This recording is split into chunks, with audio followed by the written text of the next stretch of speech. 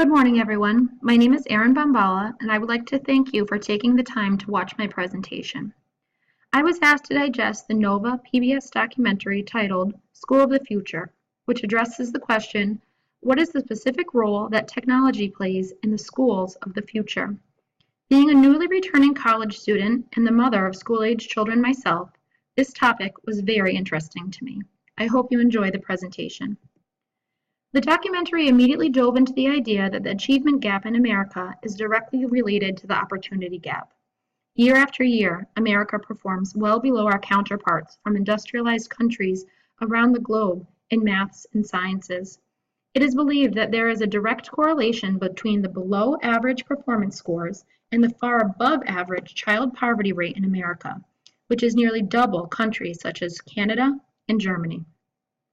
Poverty, among other factors, including socioeconomic status and stress, are leaving children in the American public school system vulnerable to failure and the continuance of the cycle of poverty that plagues our country. The documentary addressed these issues at three pivotal points among school-age children and outlines the technology and sciences that can be used to improve educational opportunities throughout our country. The first age group addressed was elementary age students. At this stage in educational development, the foundation is being laid for children to become good learners. They are developing the skills to be able to pay attention, concentrate, and focus for extended periods of time.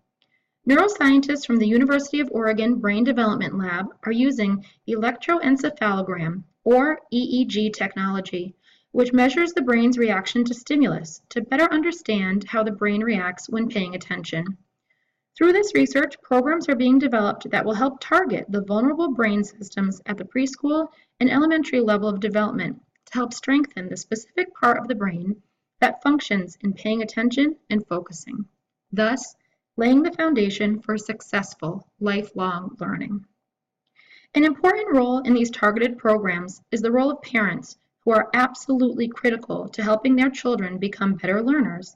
The programs teach parents the tools to personalize instruction and become that human buffer that shows to have a positive impact on children's educational development.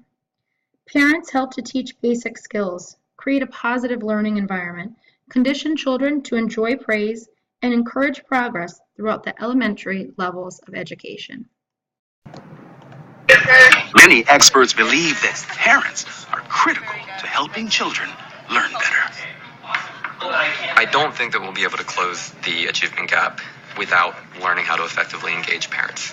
Home is where children spend 75% of their waking hours, and yet our system does shockingly little to try to capture any educational value from this time. The next age group studied was the middle school age group, where behavioral scientists are studying early adolescent behavior to understand how to best encourage children to build on their earlier skills and position themselves for future success. They are finding that teaching children the concept of grit, how to overcome obstacles through hard work and determination, can positively impact their academic performance.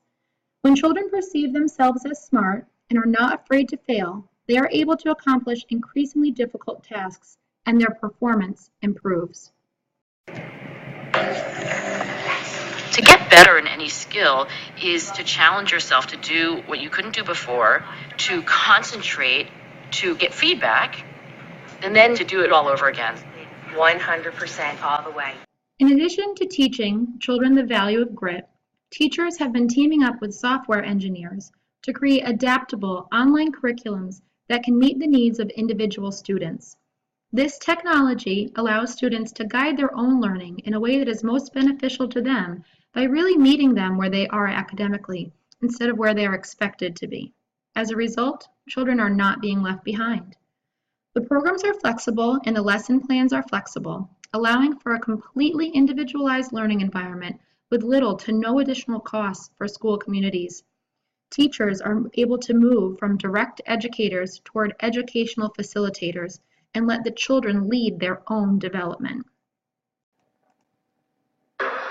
So can you tell us more about that? That's root layer. That says CA something T. So I think we've identified that.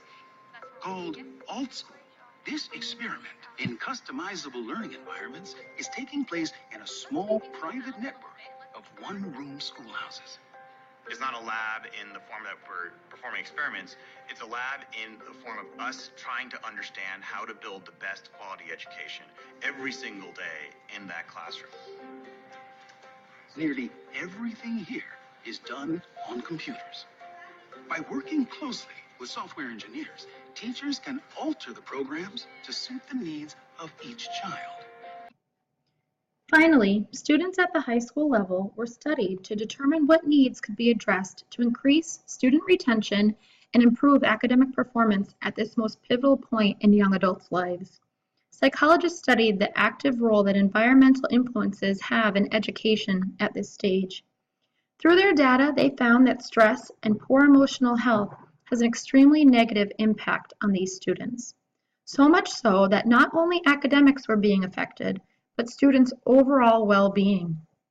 Working with school administrators and mental health professionals, schools attempted to overhaul the entire spirit behind the school community to create environments that are supportive and inclusive of all students, no matter their academic levels.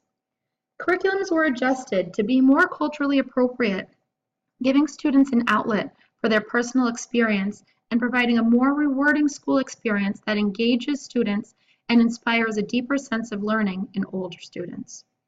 Some curriculums were adjusted to provide real-life skills in a more project-based curriculum, such as STEM. STEM is an interdisciplinary approach to learning that gives students real-life knowledge of science, technology, engineering, and math, with hands-on, real-life experiences as the basis for their academic development. Programs such as STEM position students at this level for the next steps towards college and towards careers that are in high demand in today's changing technological climate. Life throws you problems that you have to work through. Things don't work, you need to solve them, figure out how they work. The scholar athlete acquired this philosophy on and off the field as part of a unique 4-year program. It combines science, technology, engineering, and math, culminating in a senior project. Went in not knowing what engineering was, just knowing that it had something to do with math and science. I was still kind of confused because this is something I'd see in like a garage. Our world is becoming more and more technological, and we're relying on and interacting more and more with technology to do our jobs. What we do need is people that are educated in the way technology works. In closing, the schools of the future are actively adapting to the needs of the future and the needs of a rapidly changing society by harnessing the power of technology and science to position children in America's public schools for success. At the elementary level, neuroscientists are using technology to create programs that strengthen the basic skills of learning. At the middle school level, behavioral scientists are studying adolescent behavior and working with software engineers and teachers to build adaptable systems that will encourage hard work and lend themselves to the various paths that children can take to achieve their academic expectations. Lastly, at the high school level, psychologists and teachers are pairing up to tackle the stress that plagues students at this level and creating supportive, inclusive communities on their campuses. Through the development of culturally appropriate curriculums that provide a more rewarding school experience, to project-based learning that highlights real-world skills in science, technology, math, and engineering to teach students. These efforts are helping bridge the gap that public school students have been falling into in the past. These efforts, combined with the advanced technology to support them, are giving students an environment that is safe to learn and the tools to reach their full potential. Thank you again for listening to my presentation. I hope that you found my content informative and interesting.